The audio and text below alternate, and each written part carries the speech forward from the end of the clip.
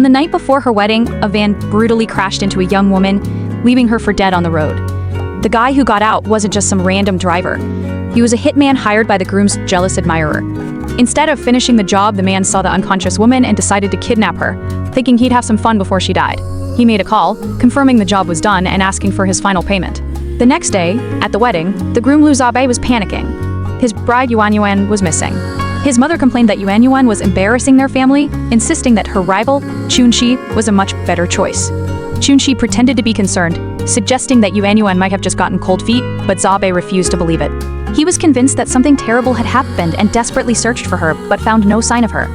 Meanwhile, Yuan Yuan woke up in a strange rundown house with no memory of who she was. The hitman and his mother lied to her, telling her she was their son's wife, BILLIONAIRE, who had lost her memory after hitting her head. They were thrilled they got a beautiful wife for free, which saved them from paying a bride price, and they immediately put her to work like a servant. 6 months later, Yuan Yuan was in a hospital giving birth. Her kidnappers were furious. They realized she had already been pregnant when they took her and cursed that they wouldn't raise another man's child, threatening to throw both her and the baby out. At that very moment, back in the city, the desperate fiancé Liu Xiaobei got a tip. His assistant rushed in, telling him that someone had seen Yuan Yuan in the delivery room of a hospital in the countryside. She walked into the bedroom of the house she had just bought, only to find her husband in bed with another woman. She screamed, asking what they were doing, but the other woman just smirked. Her husband told her to get out and not ruin their fun. She cried that it was her house, but the other woman just laughed and pulled out the property deed. To her horror, the name on it was the mistress's. Her husband then told her the devastating truth. His mistress was a famous designer who could get him powerful connections and endless resources. He sneered that all she did was wash clothes and cook, and that he was ashamed to even be seen with her. With that, he pushed her out of the room. This house was the dream she had suffered so much for. For 5 long years, she had lived through hell with her abusive adoptive parents, who treated her like a slave, stole her money, and beat her. She had worked countless jobs, saving every penny while secretly practicing her skills as a designer, just to finally buy this villa and escape. But this was just the latest betrayal in a lifetime of pain. Now thrown out of her own home by the man she had married, she had lost everything all over again. Her husband shoved her to the ground, while his mistress went through her things. They threw her cheap clothes on the floor, laughing at how poor she was. But then the mistress found a beautiful jade pendant, the only valuable thing she had left. She cried out that it was hers, but the woman snatched it away, sneering that a lowlife like her didn't deserve something so nice. Just as the mistress was about to throw it, she found something far more valuable: her design portfolio. The mistress's eyes went wide. She told the husband that these designs were good enough to win them the contract with a powerful Lu group. The woman screamed that it was her life's work and tried to grab it back, but her husband threw her onto the couch and started beating her. The mistress warned him that if anyone found out the designs were stolen, it would ruin them. He agreed, deciding there was only one way to keep the secret: to get rid of her for good. He called his men, who dragged her out of the house she had paid for and threw her onto the street like a piece of trash. As her husband and his mistress laughed from the doorway, a van sped right at her, its headlights blinding her. A man rushed out and pulled her to safety. Just as she looked up to thank him, a little girl ran from the car and threw her arms around her legs, crying for her mommy. The girl saw the cut on her face and kissed her hand to make it feel better. The woman's heart broke, thinking her own daughter would have been this age if she had lived. But she knew this wasn't her child. She softly told the girl that she wasn't her mommy. The man who had been searching for the woman who abandoned this very child 5 years ago looked down at her and asked if she was okay. He had finally found her. The woman's sudden entrance, asking who would say she wasn't worthy, silenced the entire room. It turned out this was Jiang Yuan, the ex-wife her former mother-in-law had just called an unworthy country girl. Just hours before, she had been in a hospital with a bandage on her face from an attack by her ex-husband and his new lover, Su Ming. The doctor had told her the wound would leave a scar, and at that moment she had promised herself she would make them pay. She took every penny she had saved over the years and started her transformation.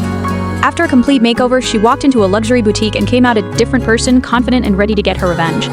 She was on her way to the contract signing ceremony between the Lu and Zheng groups. What she didn't know was that her rival had already figured out her plan. That morning, while having breakfast with the powerful Liu Xiaobei, Su Ming was looking over the design proposals from the Zheng group. Her face turned pale when she saw a familiar mark on the design. Only then did she realize it was Jiang Yuan's work. She thought it had to be impossible. Panicked that Xiaobei would meet her, Su Ming quickly convinced him to let her go to the ceremony in his place. As she was leaving, she dropped the papers, but when Xiaobei tried to pick one up, she snatched it away, desperate to keep her secret. But it was too late. The woman sneered, asking what made Jiang Yuan so important, and slapped her across the face. Just moments before, Jiang Yuan had crashed the signing ceremony, confronting her ex-husband and his new lover, Su Ming. She said that if it weren't for her stolen design, there wouldn't even be a ceremony. Her ex-husband called her a wretch who was asking to die while his mother pushed her, screaming about what a bad omen she was. But Jiang Yuanyuan stood her ground, vowing to make them pay 100 times over for stealing her property and plagiarizing her work. Su Ming laughed, telling her to get out before she embarrassed herself. Her ex-husband ordered security to drag her away. But what they didn't know was that miles away, the CEO's assistant was about to throw out some old files when he noticed a familiar sketch. He showed it to the CEO, Liu Xiaobei, who immediately recognized a unique two-circle mark on the page. He suddenly remembered Yuanyuan telling him about a design she had lost, which was her most prized creation. He knew it was her. Only then did he realize she had come back, and he raced to the ceremony. Back at the event, just as security guards grabbed Yuanyuan, a sharp voice cut through the noise. It was Director Qin from the Lu Group there to represent the CEO. Seeing her, Su Ming's face went white, thinking it was a different Jiang Yuanyuan. The real Yuanyuan pleaded with the director not to sign the contract, screaming that her design had been stolen. Realizing her entire plan was about to fall apart, Su Ming slapped Yuanyuan hard. The man's question of whether what she said was true hung in the air. Seconds before, a woman had stormed in, slapping Jiang Yuanyuan and accusing her of crashing the event. Yuanyuan's ex-husband declared that the Lu Group's decision was final and ordered her to be thrown out.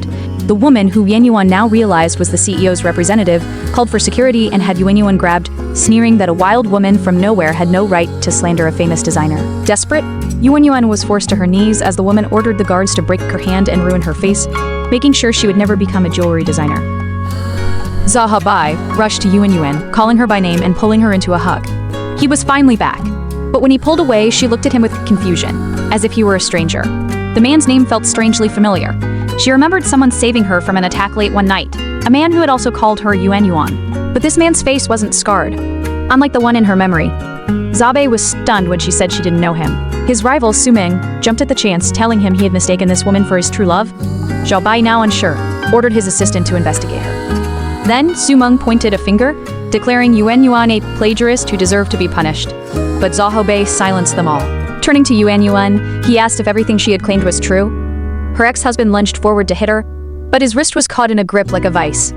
Just moments before, she had been publicly humiliated, accused of stealing the very jewelry designs that were actually hers. His mother had called her a worthless peasant who only knew how to cook and clean, screaming that a village girl who delivered takeout couldn't possibly understand design. But she refused to be silenced, declaring that they were the real thieves.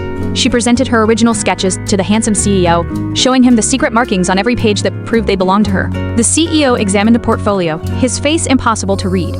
In an instant, he made his decision. He announced the contract was canceled, stating that his company never works with plagiarists. He screamed that she had ruined his good fortune and rushed to attack her.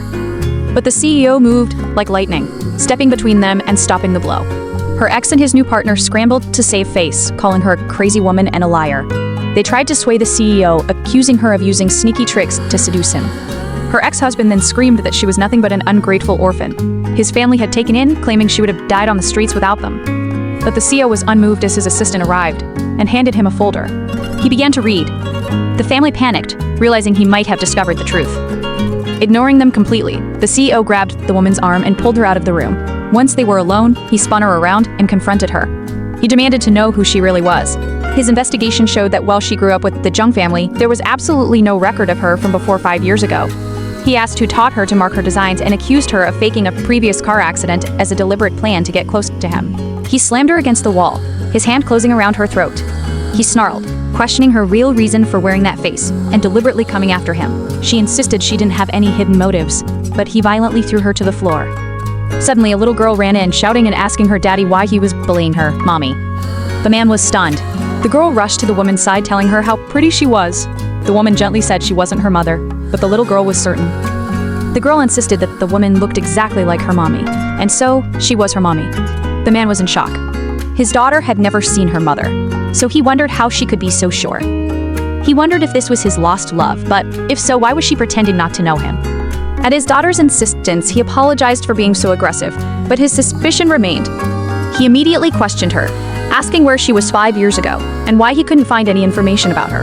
Before she could answer, another woman walked in with a sneer. She claimed that 5 years ago, this woman was feeding pigs in the countryside. She claimed the woman's face was a lie, saying she heard his true love went missing and that this woman got plastic surgery to look just like her, all to seduce him. Believing the lie, the man's face turned to ice. He coldly said that she wasn't her and that wearing that face only made him feel disgusted. He turned to his daughter and told her this woman was a fake. The rival smirked, calling her a scheming, low-class woman. The woman desperately tried to explain she had surgery to remove a scar, not to change her face, but he screamed at her to stop, saying he didn't want to hear her excuses. Just then, his assistant burst in with urgent news. The assistant reported that they had news about the jade pendant. The man's entire demeanor changed. He asked if they'd found it. His assistant said a girl had left it at a hospital. Without a second thought, the man ordered his rival to take his daughter home and rushed out to check on it. Left alone, the rival gave her one last threat, warning the woman not to dare show her face near him ever again. But as she was leaving, the woman's phone rang. It was the hospital telling her that she had forgotten her jade pendant. At the hospital, the doctor confirmed to the man that a woman with that exact pendant had been treated there. The man, now convinced the woman with the pendant was his true love, ordered a full search of all the security camera footage in the area. At the same time, the woman clutched her own half of the pendant. She remembered having amnesia 5 years ago and how her family had tried to steal this very pendant from her. It had to be the key to her past, as she wondered why she only had half. A memory flashed through her mind of the man giving her the other half and saying they'd each have one.